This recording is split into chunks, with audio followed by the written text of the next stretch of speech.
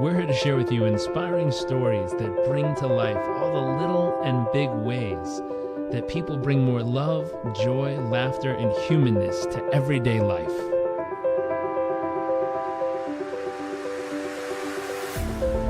Our focus is the hunt for those little moments that refuel the human soul and reminds us what life is really all about. I invite you to sit back, enjoy the moments, enjoy the stories, the adventures, and the journeys.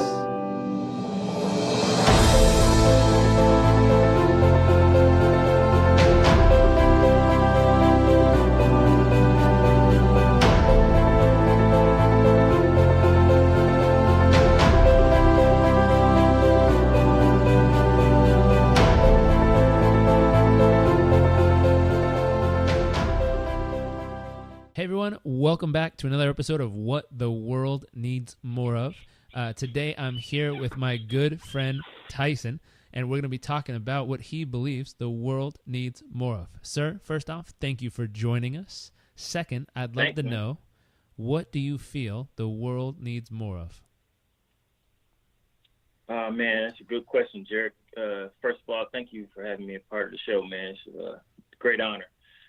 Man, there's so many things, very, very broad question, but if I was to narrow it down, I just think it would be a good thing for just us all to just reset and just, I think the selflessness factor in most of us is what could really help everyone out a little more. You know, what's my purpose here? What's my purpose for someone next to me versus myself? You know, just factoring in others around us. As much as we factor in ourselves, you know, and I feel like if we did that a little more, you know, it would just allow energy to just circular, you know, just make a round, you know, a roundabout for a lot of us, you know, just peace. It'll bring peace to a lot more of us, you know, and I think we get caught up in ourselves so much, you know, that and you know, our day-to-days. I think that we just don't give enough time into thinking about, hey, but what is this person thinking? What are they needing? You know, how could I be of service, you know, to my environment? You know, I think that would just bring a little more peace to a lot of different situations that we might be in. I agree, man. I agree. And knowing you, I see how you bring this into the world. But in your perception, how do you bring more of this into the world each day? Man, so just like I said, resetting daily, man. I think just it's important because, you know, when I first get up, I just kind of try to meditate. You know, one of the things I kind of learned from you, you know, headspace. That's a great way to kind of just tap in and just allow your mind to just ease, you know, and just allow your spirit to just ease and just to breathe and to, you know, allow yourself to just manually reset and think about the things that are most important. Think about your body, just, you know, to focus on yourself. What are you feeling? How's your body feeling? How's your spirit feeling? You know, what do you need to do today? You know, what are some of the things that you want to accomplish? You know, you start to tap into the things that need to be done. And so I think just starting there, you know, and just bringing positive thoughts and allowing them to kind of sink in,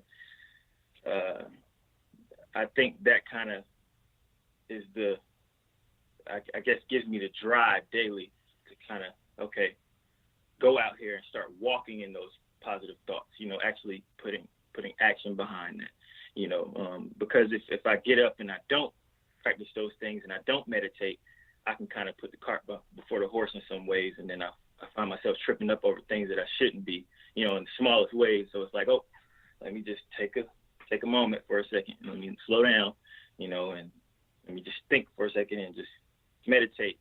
Let me bring myself back to what's important, you know what I'm saying? What do I need to accomplish? What do I need, you know, what needs to be done, and how can I do that in the smartest way, you know, rather than, you know, going out here and just, you know, tripping up over everything that I do.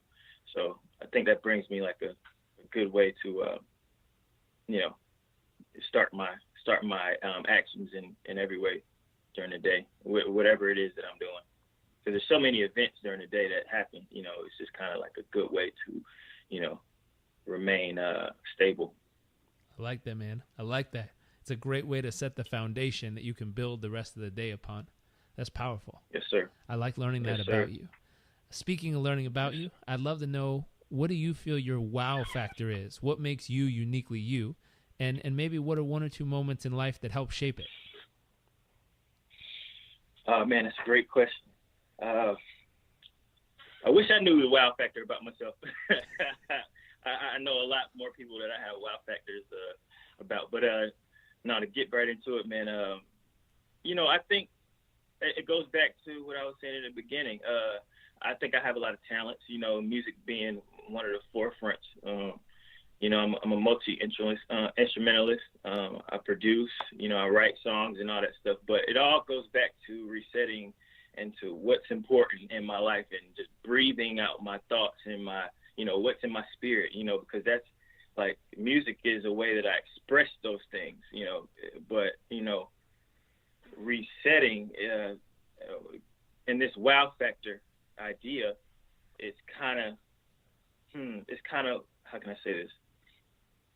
It's more so of it's a selflessness, I would call my wow factor, because, you know, when I am sitting down and I'm writing or I'm being creative in anything that I do, I'm thinking about who's on the other end listening to this. How are they receiving it? You know, how is this relating to them? Now, sure, if I'm sitting in a room and I'm writing just for a hobby, you know, and I'm just doing something creative for a hobby and I'm just doing it for me, then sure, you know, that's just for me to get like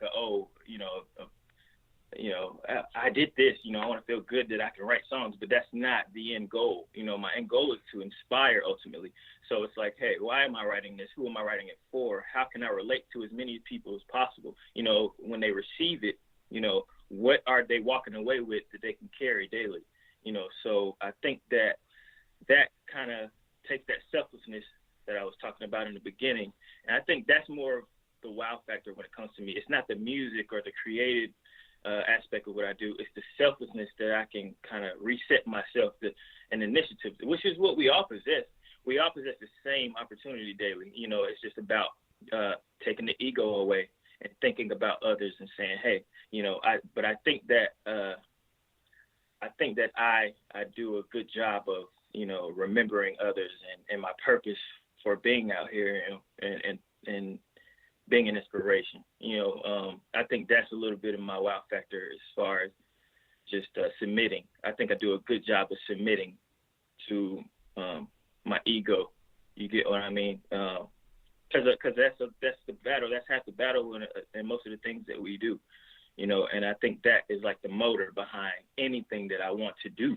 You know, just allowing that selflessness to carry me, and then, you know, through that, I end up, you know, people see my talents, but I end up learning more things, and people end up bringing better things out of me that I didn't know I possessed, certain talents that I didn't know I possessed. You know, they bring them out of me because they see sparks in me, you know, that I'm allowing to shine through me that I don't know are shining, you know, just out of, you know, if you would say, it would be, if it's humility or, you know, me not knowing, or they seeing a certain innocence in that, you know, and my flaws, you know, even if it's a flaw that someone might see that, hey, you don't know so much about this, I'm opening myself up to be taught. You get what I'm saying? So when I say, I think the wow factor is that, yes, I think that's part of my wow factor, because a lot of people have a problem kind of submitting to their ego. And I think that I do, again, a fairly good job of doing that. You know, because it just opens up so many other talents in me. And I find myself, again, doing things that I never dreamed or imagined that I would do. And it carries me through life. It brings financial, you know, success in that. And, you know, just, again, it's great, man. It's a great way to live. Man, I love it. I love it. And are there any key moments that stand out that help shape that in you? Someone who might have taught it to you, or a lesson where it showed up, or a moment where someone handed it to you and you were like, wow, or a moment where you finally spotted it and you realized, wow, I was going about it one way, but then I realized when I went about it this way, it all freaking worked that much better. Man, I'm glad you asked that. I have an example if I have enough time to give you. there's an example of I went to military school, you know, and I was really hesitant about going at first, right? And when I got there, I just remember, you know, you jump off the bus and they just tell you to hit the ground running, you know. And so, you know, here I am. By this time, I had already started my music journey, and I was pretty good. I was making money, you know what I'm saying? But I did this because I felt like there was something else that I was supposed to do. And granted, my legal guardian, she wanted me to do something that she felt was more lucrative. So, you know, I was a little confused because I was still young. I was around like 17 at the time. So, you know, she just wanted me to do something. So I was just kind of confused and torn in between what I wanted to do versus what my guardian, you know, who I call my mother, what she wanted me to do. So here I am. I remember the first night being at military school, and we've been exercising since we dropped, you know, and hit the ground off the bus, you know, like nonstop. And I remember boys on the bunks. It was about 30 other cadets in our platoon, you know, and you can hear them crying. You know, you can hear some of them saying, I'm going home tomorrow. And, you know, I miss my mom. You know, we are 17, 18 years old, missing mommy and all this stuff. And it's just, you know, I remember thinking, man, like, am I really going to make it through this? You know, am I going to finish this out? You know, because here we are. I've got like nearly almost a year left in this. And this is the first night. And here I am. They're telling me I got to wake up at 5 a.m. tomorrow. And, you know, I'm used to waking up when I want. And, you know, I can't even go to the fridge and grab anything to eat, you know, when I want. I've got to wait until lunchtime and you know, dinner, you know, to eat whenever they want me to. So I just remember thinking, you know, how am I going to get through this? So, you know, long story short, to fast forward, you know, I ended up becoming the president of the academy. And this was through reshaping, and I have to reshaping my thoughts. I have to rewind back to what I was saying as far as that selflessness in the beginning. And I remember being on my bunk just saying, okay, well, these guys are crying. What am I gonna? There was one below me, a guy on my same bunk that I shared with on the bottom bunk, and I remember saying to myself, you know, what am I gonna talk to him about in the morning? You know, how can I begin to talk to these guys and get them in the right mind frame that we can get through this? What can we think about that will make this time go by quicker? You know, and so, you know, I guess through time, some of the sergeants and lieutenants started to see this in me, and I didn't know I was being watched. And they promoted me to being the president of the academy. And I remember doing things like, you know, I would be walking past a platoon, you know, another platoon as they worked out, and they dropped and did push-ups, and I would see them on the ground. And I know I didn't want to do push-ups. That was one thing I used to hate doing, exercising. But I remember dropping and just doing push-ups with them just to give them some inspiration, to let them know, hey, you know, I see what you're doing. I see what you guys got to do. But, hey, like, to kind of give them an example of take the initiative to get down and drop with someone else if you see them, just to let them know you're there for them, because we're all here together. And so I go back to the lieutenants watching. There was one specific lieutenant that would watch me, and just I didn't know I was being watched, but, you know, she would just call me in the office, and there's a lady lieutenant that everyone thought was just really, really hard, you know. But she would just call me in and just talk to me and see where my thoughts were at. Well, before I know it, you know, like I said, I had been promoted, but then she hooked me up with a guy that is still in my life. He's like a godfather to me. He worked at the academy, and he was actually like a minister, counselor on the campus. And he would just pick me up, you know, randomly and take me off campus and take me around to stores and stuff like that. Now, that doesn't sound so interesting, you know, when you're out here in the free world. But when you're in a locked away situation like a military school, it's literally like another world. Like, there's literally nothing that you can do other than wake up, eat, exercise, do community service, go back to sleep. Next day, do it all over again. And so, you know, for this guy to do this and to choose me to just take me out on, you know, these adventures, it was just making the time go by even faster. And then when I would return to school, you know, these kids are asking me, you know, how did he get to do this? How did he get to do this? But I had to keep myself humble in that. You know, I had to keep myself, you know, driven to still helping those kids. And as, you know, because believe it or not, there were some older sergeants, if you would, that were leading us that started to, I see, form jealousy to, because they thought I was getting favoritism and stuff like that. But I had to remain humble and show these leaders that, hey, you're not going to get inside my head and make me get outside my character. I'm just going to keep respecting you. Yes, sir. No, sir. Yes, ma'am. No, ma'am. And through that, I think, even though sometimes I wanted to maybe cuss them out, because they would do things. They were very provoking. They would do things just to try to break your character. But I remember just trying to, hold my own and just hold my ego together and just to try to, again, when I get on my bunk at night, think about the positive things and the most happiest moments, that I had before I came to military school.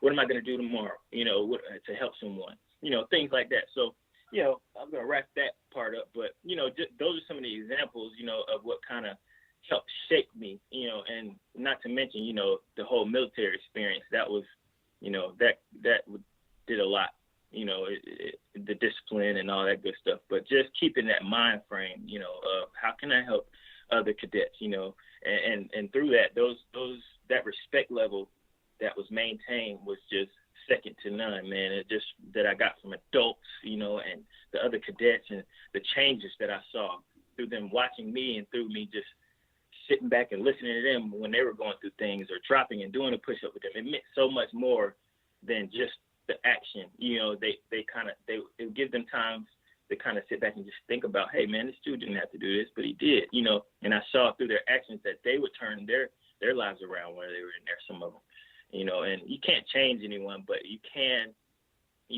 change yourself, and you can, remove your ego enough to try and be an example for someone else or to support someone else, because someone else, sometimes, a lot of times they need us more than,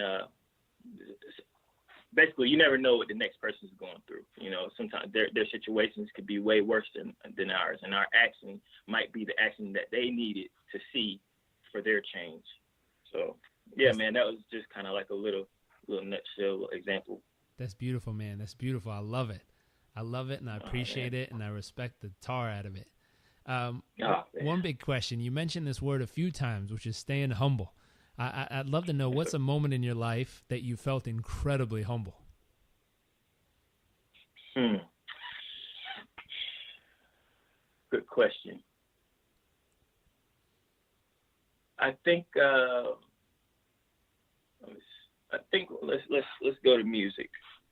I think when there was one time when I got beside myself, and I'm gonna keep this short, but I got beside myself. When you get so good at something, sometimes you can get beside yourself if you don't stay. And in my stay humble. And in my human experience, I kind of got overconfident in this task that I was doing. And then again, you never know who's watching. So,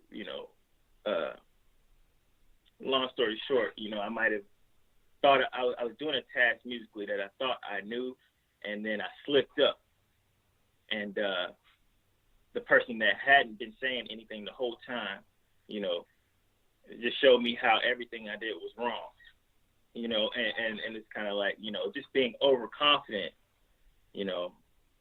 kind of just, I had to remind that experience. It reminded me, hey, this is why you got to stay humble, because, you could get overconfident, and then you could do a lot worse for your situation, rather than staying humble and soaking up, more knowledge, learning more, becoming smarter, in a lot more of a shorter period of time than, being overconfident and it taking a lot longer to progress in whatever it is that I'm doing. So, that experience kind of just, reminded me to just keep that humble, that humility and that humble process.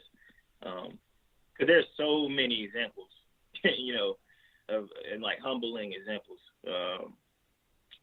that I could give, but I just think overview-wise, that would be my overview of it. It's just, if you don't keep that humble mind frame, you'll just slow your process down from learning so much more and being there for others. Yeah, man, that's kind of in a nutshell. I love that. What about an awe-inspiring moment just a moment where your jaw might have hit the ground and you just were inspired and in awe?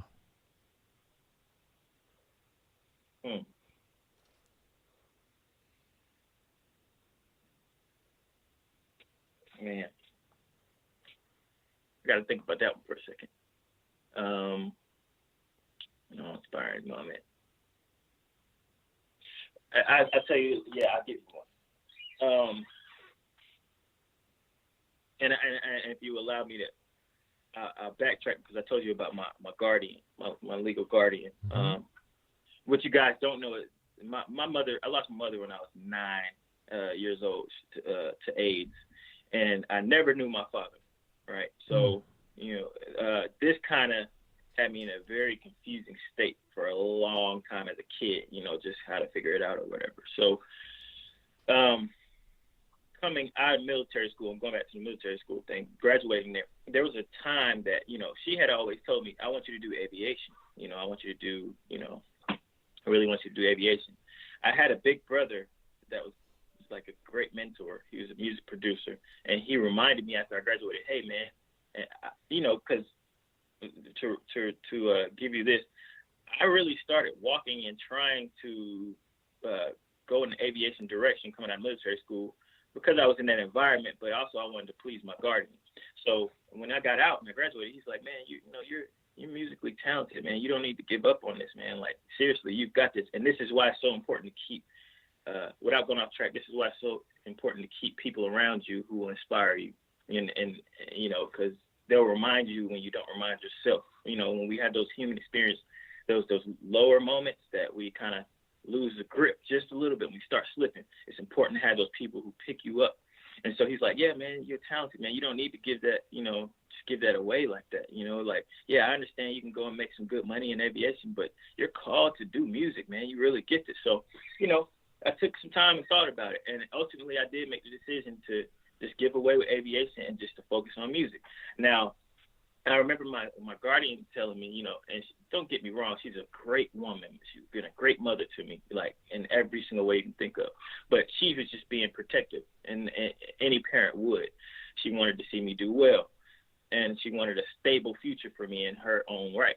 So, I had to make a decision on what was my purpose, what made me happy, what fulfilled me, so I ultimately wanted to do music.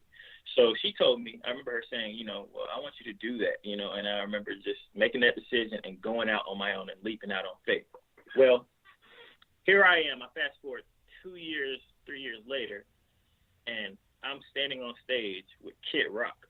And for me, I'm like, I'm here I am doing David Letterman, night shows, and I'm doing, the Jay Leno's and the, Conan O'Brien's, and I'm sitting here, and I remember it hitting me when I'm on David Letterman, like, man, I used to watch this on TV, and here I am standing right here. And, I remember being told that, I didn't really need to do this, I remember my own grandmother telling me, hey, you can't do, this and that, or you can't do too many things because you'll never be a master of anything. And I remember thinking to myself, well, I think it's just so many things I could do out here because there's just a world of opportunity. I don't want to narrow myself down to one thing. That's just kind of part of being an entrepreneur. And with me following through with that, and all those thoughts hitting me at once, that's just what I was thinking on the spot. Just like, man, if I would have stopped, I just wouldn't be here, and here I am standing here in a place that a lot of people probably won't ever get to experience. Here I am getting a chance to, inspire people through music on national TV, and millions of people around the world are probably watching right now. And I'm standing right here because I didn't give up, and that was kind of like an awe moment for me because here I am with these guys who I'm nowhere near as famous as, but they're needing my assistance. They're needing some type of service from me. So how can I continue my journey at this point? How can I get better at this? How can I support these guys further, in this moment? I'm just going to keep trucking, because I've come this far, and it's definitely for a reason. So that was like an awe moment, and again, I don't really take those moments and get too too sidetracked by where I am, because, you know, I always remember, whether it's 5 or whether it's 5,000 or 5 million, it all starts with myself. And hey, what am I doing it for? Who am I touching? Who am I speaking to? And I have to, you know, focus in on my talent or whatever it is that I'm doing right then. And it goes down to self. And it's like, I'm not coming out here with an ego to be seen, but it's to relate this to someone, you know, to push out these melodies, you know, whatever it is, to someone, to give them some positivity. And for me to be able to have that platform at that moment, you know, it was just, man, breathtaking, you know, and, you know, it just hit me all at once. It was just it's very emotional for me, you know. That's awesome, man. That's powerful. I really love hearing that. We're going to take a twist here real quick. What's your greatest fear? Okay.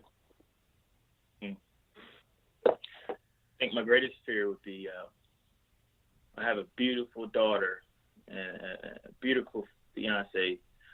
I think my biggest fear is, honestly, my daughter.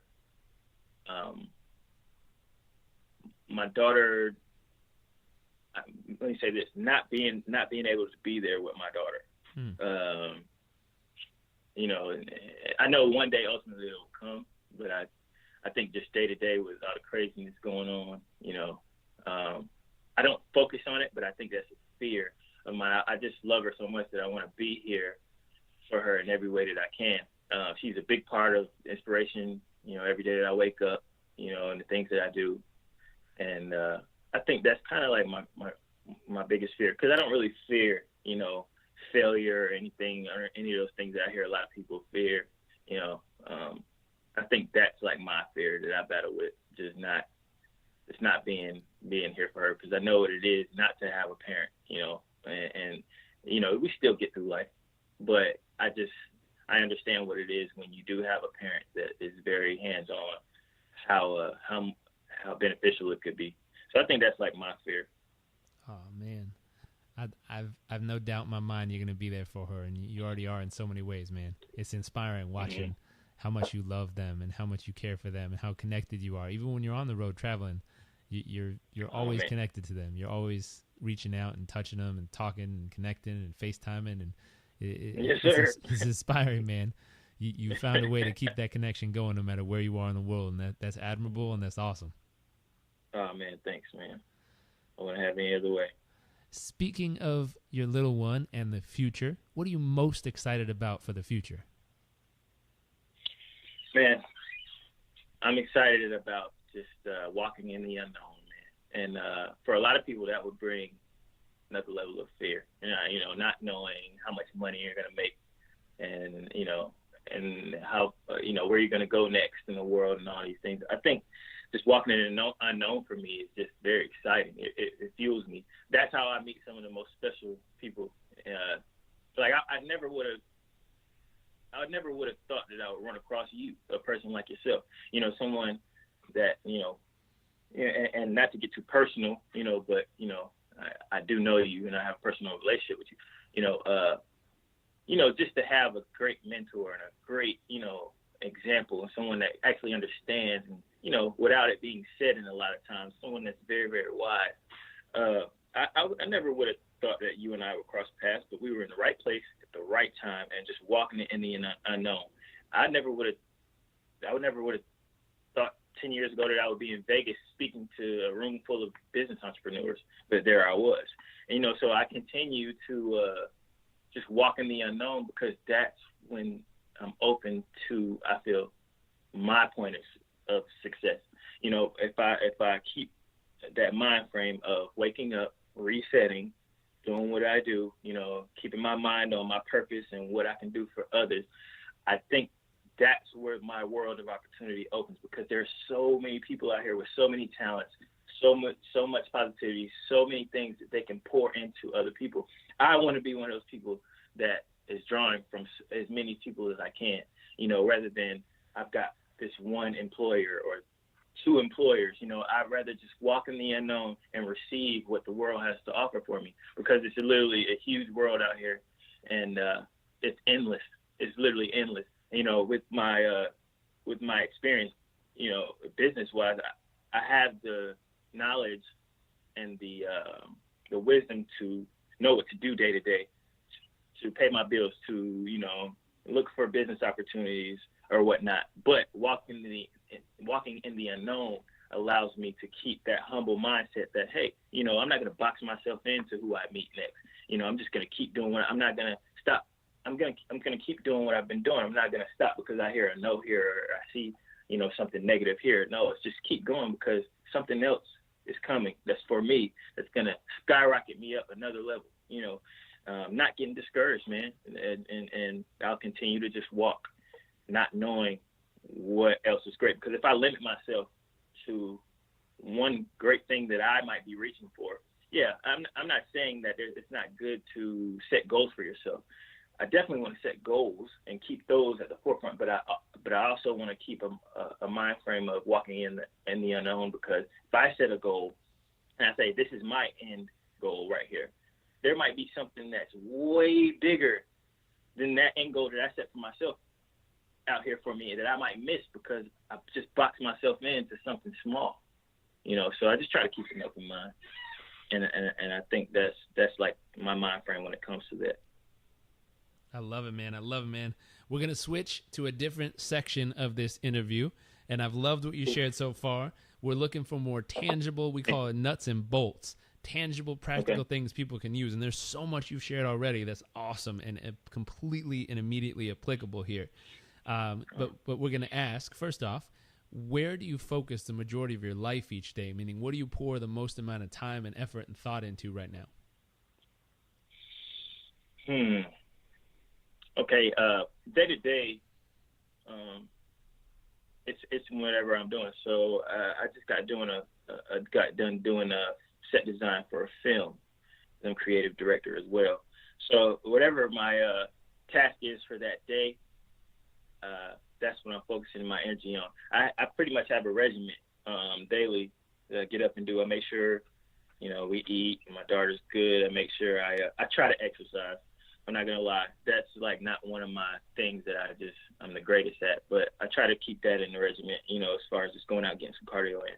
But for the most part, I just make sure my family's good. I get my work done, you know, and then I get my mindset ready for what I have to do tomorrow or, you know, the next week, whatever clients I have at that point for that week or, you know, 2 weeks, what have you.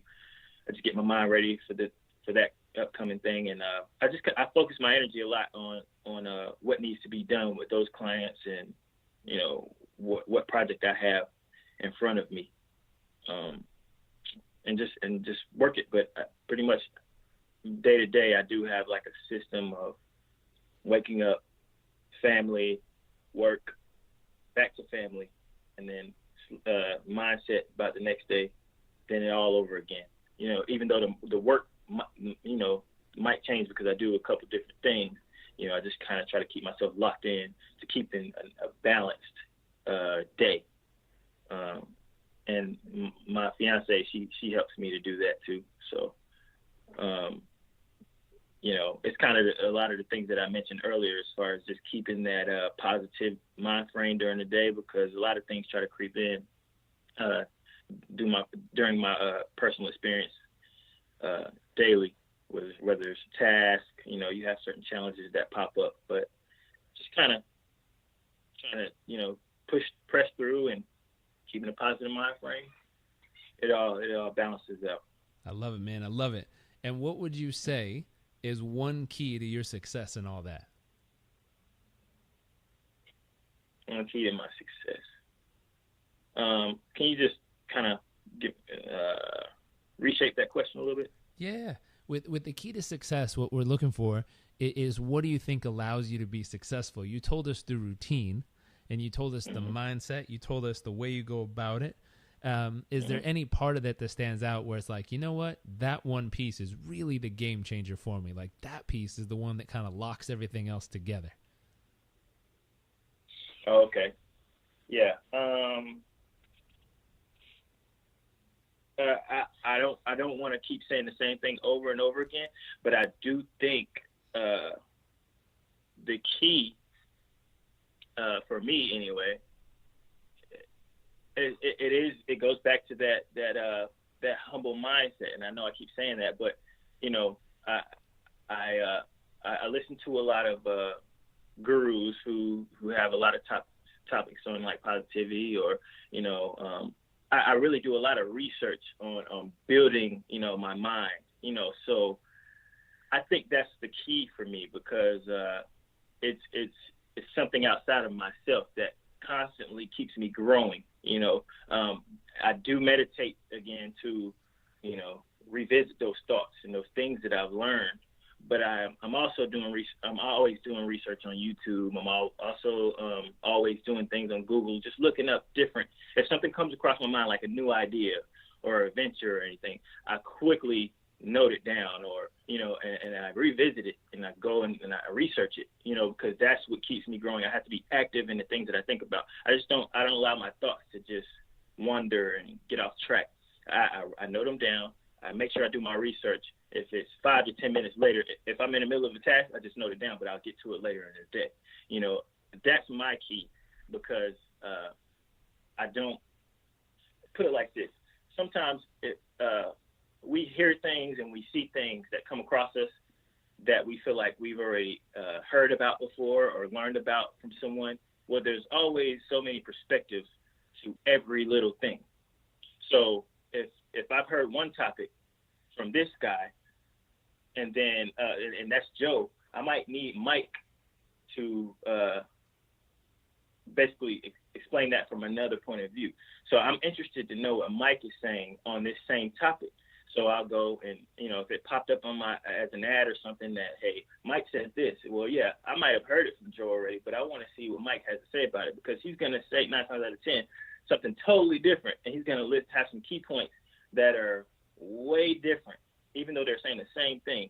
So I guess my mind frame is just staying active during the day, noting down anything that comes across my mind, and just researching and you know, that's what keeps me growing, you know, and you know, being humble and not being a know-it-all, that's what keeps me there. Because if I felt like I know it already, I would just, you know, treat myself like I knew it, and I wouldn't have any need to go research any further. But you know, that's like my key. That's my key, man. And that meditation, that noting things down, writing down my thoughts, you know, researching and expanding my thoughts, you know, and then, you know, again, I go back to what I said earlier, those people, you know, making sure I'm not the type of person who, and, you know, all right, I am a person that can talk to a lot of people. You know, I enjoy people. I love people, but I don't keep a lot of people in my circle. And I think there's like very few people that I really trust. Okay. So those people, you know, I trust with my thoughts. I trust with my opinions. I trust with them pouring into me. And that creates an environment for me to be pushed constantly, because I don't want to be slowed down or dragged down, because of my submissive reality, and because of that personality and that love in me, I want to give to everyone, you know. And in wisdom, I had to teach myself that, hey, the way for you and the platform to save the world is by, like, you can't do it on your own, number one. There's so many other people for different reasons. That's what we have billions of people for. But if I can nail my purpose, and I can, with the few people that are involved in my life, you know, help push me to my bigger reality. If I focus on those little things daily and I just nail those things, that is my gift back to the earth, because, you know, I'm doing what it is that I am supposed to do. I'm living my purpose. And if I get my things down pat, you know, with myself, you know, and that allows me to basically open up to when that platform comes to where I speak to, you know, different people, you know, like if there's a room full of 300 or 3,000 people, I've done my day-to-day regimens, you know, to be able to confidently give you some keys, you know. I think that's my thing, you know. That's what works for me, you know. Those little things, those that I practice, you know, and keeping my thoughts and my people together, you know. Again, it's my circle, you know. it's keeping a humble mind frame, and keeping my thoughts in order and expanding on my thoughts by researching and doing everything that I can to just constantly keep growing. I love it. I love it. Your circle of influence, keeping humble and always watching those thoughts and searching for the good ones and hunting down more great ideas to learn and grow from. I love it. Yes, now our final question is, if you were going to give people one thing they could do each and every day to help kind of achieve that success in their life, which one thing would you tell them they could immediately apply and start doing each day that would really help them experience that in their own world? Channel, I would say, go ahead. I said, this is the tough one because you've given so many already. Oh, There's so many different things, but just nailing it down to like, here's the one thing, this one. Okay. That's a good question, though. It really is. I think focusing on, for me, I think it would be focusing on ultimately what makes you happy. You can look at others and see what makes them happy through your eyes, but everyone has their own story. And I think if you could just focus on, be honest with self and ask, hey, what are my hurts?